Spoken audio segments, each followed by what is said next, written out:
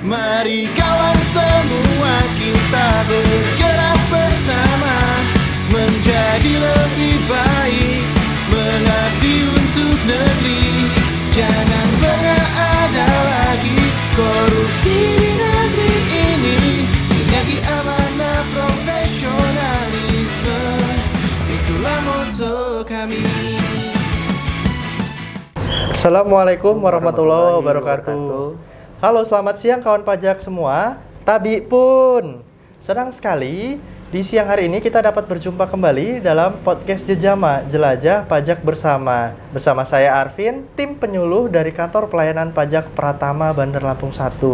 Pada kesempatan kali ini kita akan membahas mengenai aspek pajak pedagang emas. Nah, perlu kita ketahui bersama nih kawan pajak bahwa pada saat ini telah berlaku Peraturan Menteri Keuangan Nomor 48 Tahun 2023 tentang pajak penghasilan dan atau pajak pertambahan nilai atas penjualan atau penyerahan emas perhiasan, emas batangan, perhiasan yang bahan seluruhnya bukan dari emas, batu permata, dan atau batu lainnya yang sejenis, serta jasa yang terkait dengan emas perhiasan dan atau batu lainnya yang sejenis yang dilakukan oleh pabrikan emas, pedagang emas perhiasan, dan atau pengusaha emas batangan. Nah, kita akan kupas bersama, utamanya itu berkaitan dengan pedagang emas. Bersama saya sudah hadir narasumber yaitu Bapak Ahmad Fadil Harahap dari Asisten Penyuluh Pajak Terampil KPP Pratama Bandar Lampung 1. Kita panggil Kak saja ya kawan pajak. Pagi Kak Fadil, gimana nih kabarnya? Ya, pagi Karvin, sehat selalu. Ya, semoga kita semua sehat selalu ya kawan pajak. Nah Kak Fadil, kita berbicara mengenai aspek pajak emas nih. Ini menarik sekali nih. Tapi pertama kita perlu tahu nih, apa sih bedanya emas perhiasan, kemudian ada juga kita kenal pabrikan emas perhiasan, terus ada pedagang emas perhiasan, dan konsumen akhir. Nah Kak Fadil bisa dijelaskan? Baik Karvin, terima kasih. Halo kawan pajak. Jadi pertama kita ini dulu ya, definisi dulu ya, apa itu emas perhiasan, apa itu pedagang, apa itu distributor dan seterusnya. Nah, yang pertama adalah emas perhiasan. Emas perhiasan ini adalah perhiasan dalam bentuk apapun ya, yang bahan sebagian atau seluruhnya itu terbuat dari emas ya, termasuk yang dilengkapi dengan batu permata dan atau bahan lain yang melekat atau terkandung dalam emas perhiasan tersebut, Karvin. Baik. Nah, selanjutnya kita bahas tentang pabrikan emas perhiasan.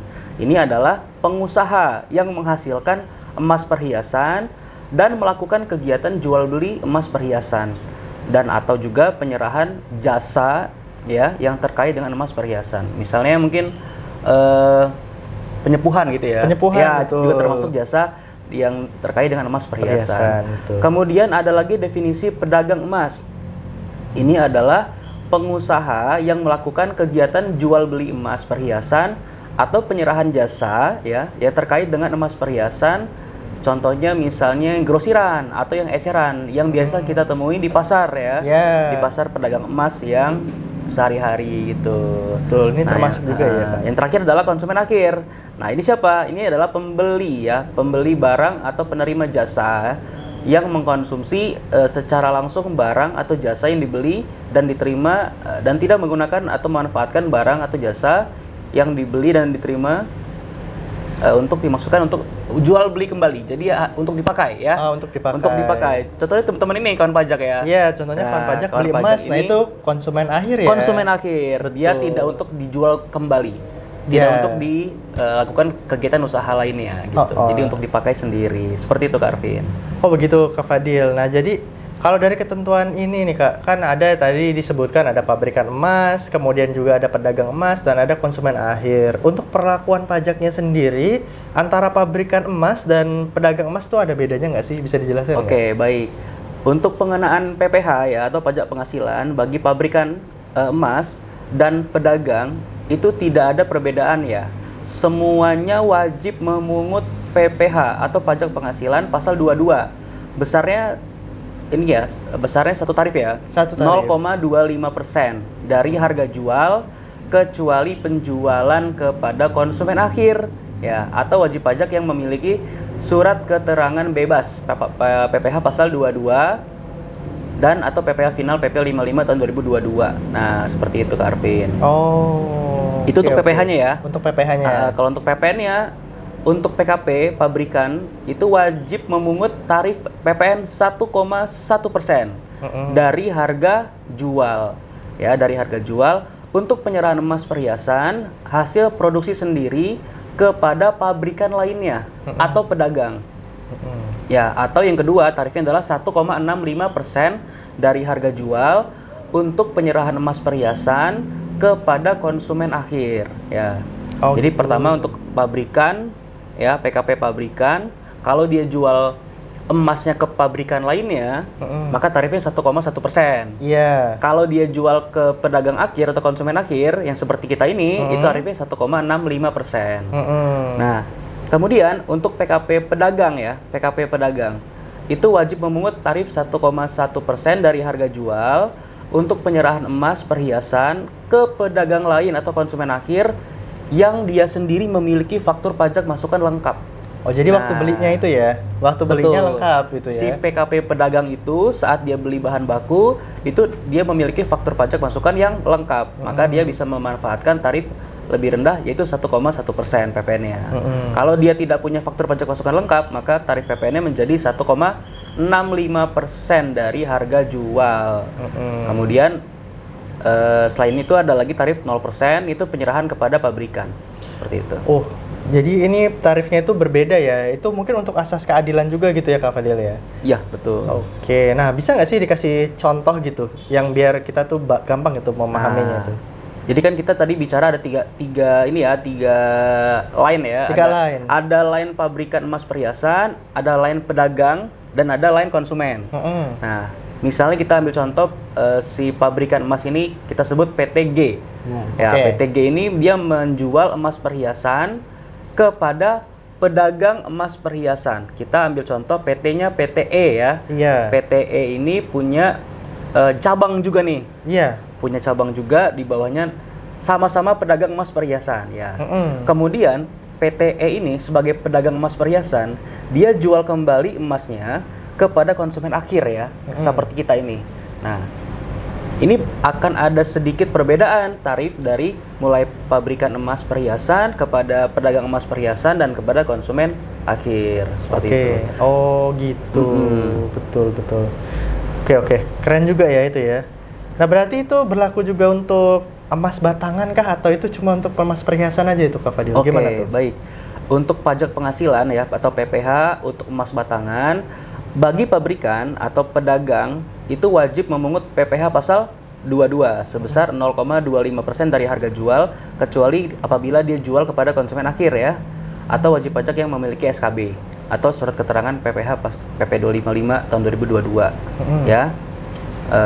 Kemudian untuk PPN emas batangan itu perlakuannya adalah perlakuan PPN atas penyerahan emas batangan selain untuk kepentingan cadangan devisa negara, maka dilakukan sesuai dengan ketentuan perundang-undangan perpajakan, seperti itu Karvin.